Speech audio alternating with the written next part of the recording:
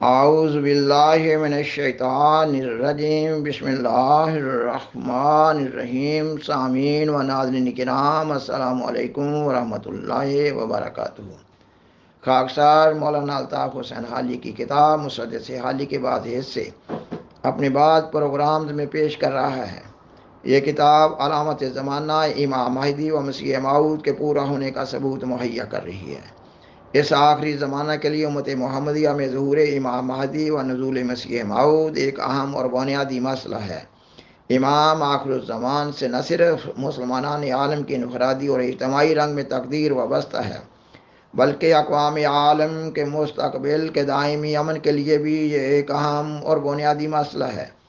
قرآن مجید کی سورت الجمعہ میں سیدنا حضرت محمد رسول اللہ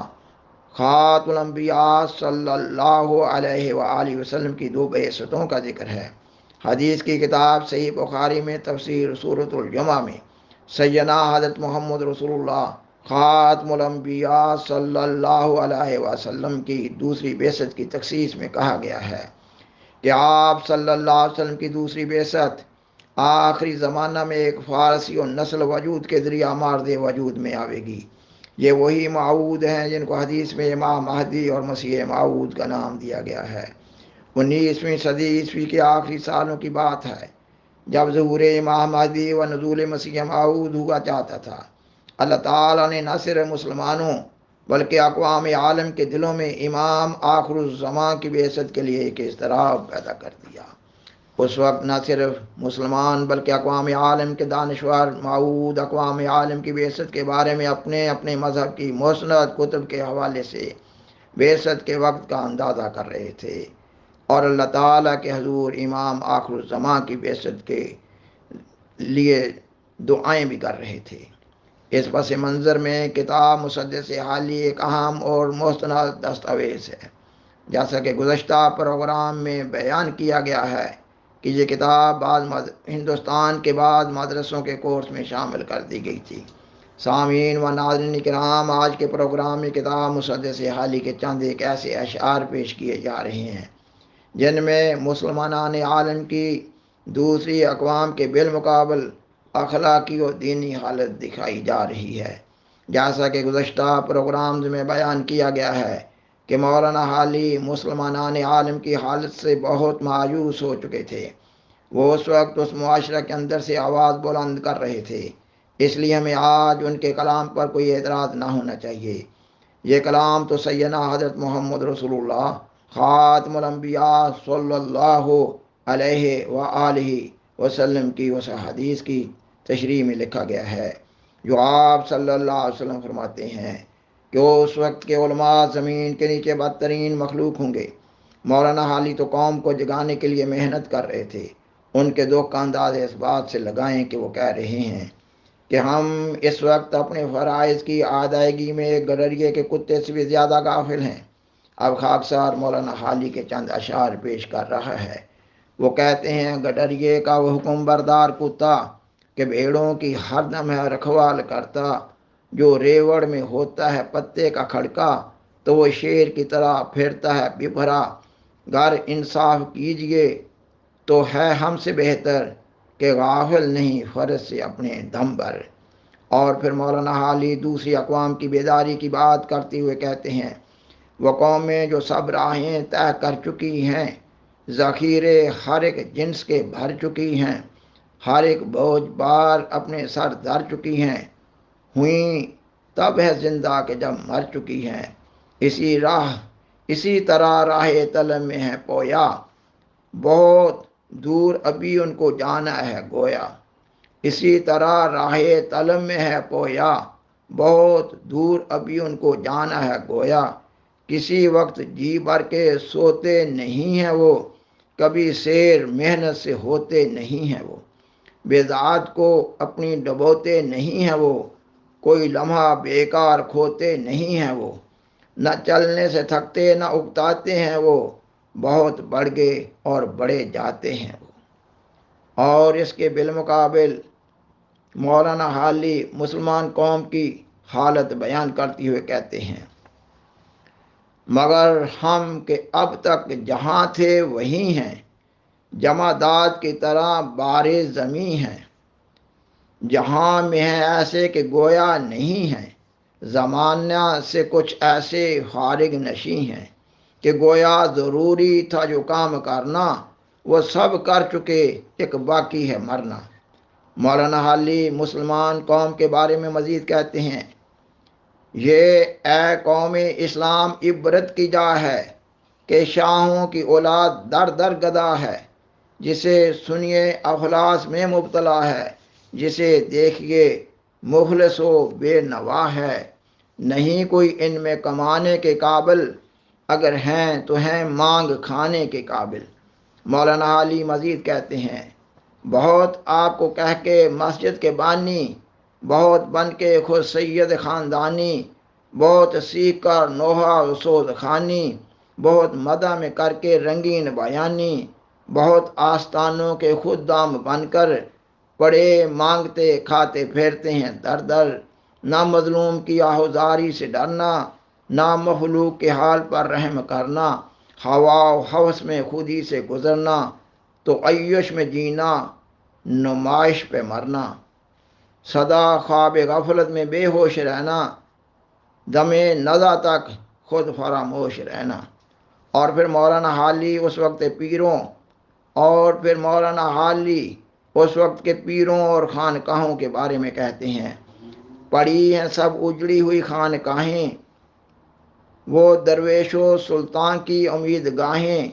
کھلی تھی جہاں علم باطن کی راہیں، فرشتوں کی پڑتی تھی جن پر نگاہیں، کہاں ہیں وہ جذب الہی کے پھندے، کہاں ہیں وہ اللہ کے پاک بندے، بہت لوگ پیروں کی اولاد بن کر، نہیں ذات والا میں کچھ جن کے جوہر، بڑا فخر ہے جن کو لے دے کے اس پر کہ تھے ان کے اسلاف مقبول داور، کرشمے ہے جا جا کے جھوٹے دکھاتے، مریدوں کو ہیں لوٹتے اور کھاتے۔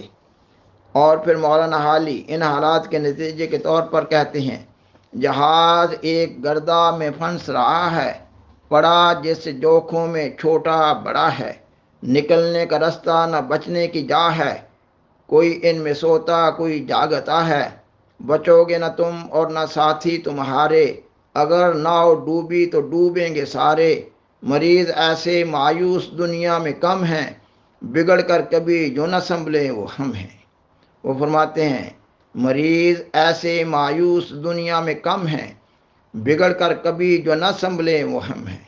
سامعین و ناظرین کرام، خاکسار مولانا الطاف حسین حالی کی کتاب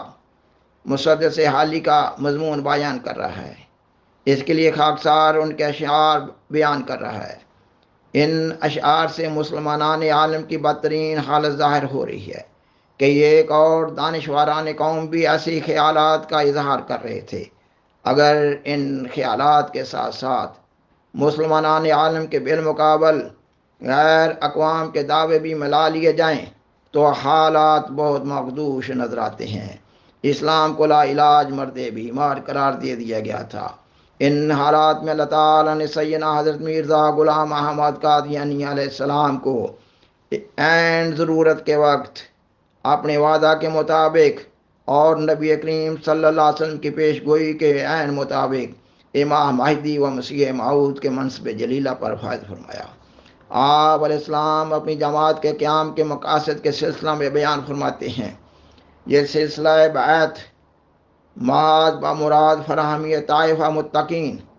یعنی تقوی شعار لوگوں کی جماعت کے جمع کرنے کے لیے ہے، تا ایسے متقیوں کا ایک بھاری گروہ دنیا پر اپنا نیک اثر ڈالے اور ان کا اتفاق اسلام کے لیے برکت و عظمت و نتائج خیر کا موجب ہو، اور وہ برکت کلمہ واحدہ پر متفق ہونے کے اسلام کی پاک و مقدس خدمات میں جلد کام آ سکیں، اور ایک کاہل اور بخیل و بے مصرف مسلمان نہ ہوں، اور نہ ان نالائق لوگوں کی طرح جنہوں نے اپنے تفرقہ و نا اتفاقی کی وجہ سے اسلام کو سخت نقصان پہنچایا ہے اور اس کے خوبصورت چہرہ کو اپنی فاسقانہ حالتوں سے داغ لگا دیا ہے، اور نہ ایسے غافل درویشوں اور گوشہ گزینوں کی طرح جن کو اسلامی ضرورتوں کی کچھ بھی خبر نہیں اور اپنے بھائیوں کی ہمدردی سے کچھ بھی غرض نہیں، اور بنی نوح کی بھلائی کے لیے کچھ جوش نہیں، بلکہ وہ ایسے قوم کے ہمدرد ہوں کہ غریبوں کی پناہ ہو جائیں، یتیموں کے لیے بطور باپوں کے بن جائیں، اور اسلامی کاموں کے انجام دینے کے لیے عاشقزار کی طرح فدا ہونے کو تیار ہوں۔ سامعین و ناظرین کرام، یہ وہ دور تھا جب بد عقائد اور بد اعمال مسلمانوں کی بھاری اکثریت اسلام سے مرتد ہو رہی تھی۔ سیدنا حضرت مسیح موعود علیہ السلام کی بعثت سے اسلام سے نہ صرف ارتداد کا سلسلہ رکا، بلکہ اسلام کا کامیاب دفاع ہونے لگا، اور آپ علیہ السلام کی جماعت میں شامل ہونے والے افراد اللہ تعالیٰ اور اس کے رسول مقبول سیدنا حضرت محمد خاتم الانبیاء صلی اللہ علیہ وسلم کی محبت میں ہر آن و ہر لمحہ آگے بڑھنے لگے، اور آپ علیہ السلام اس انقلابی عظیم کو نئے الفاظ میں بیان کرتے ہوئے نظر آتے ہیں، یہ کہ جو دور تھا خزاں کا وہ بدلا بہار سے، چلنے لگی نسیم عنایات یار سے۔ آپ فرماتے ہیں جو دور تھا خزاں کا وہ بدلا بہار سے، چلنے لگی نسیم عنایات یار سے، جاڑے کی رت ظہور سے اس کے پلٹ گئی، عشق خدا کی آگ ہر ایک دل میں اٹ گئی، جاڑے کی رت ظہور سے اس کے پلٹ گئی، عشق خدا کی آگ ہر ایک دل میں اٹ گئی، جتنے درخت زندہ تھے وہ سب ہوئے ہرے، پھل اس قدر پڑا کہ وہ میووں سے لد گئے۔ سامعین و ناظرین کرام، یہ مضمون ابھی جاری ہے۔ بالآخر درخواست ہے کہ اس پروگرام کو اپنے زیر تبلیغ احباب اور فیملی ممبر سے شیئر کریں، اور آج راہ کرم اس چینل کو سبسکرائب کریں۔ جزاکم اللہ تعالی احسن الجزا۔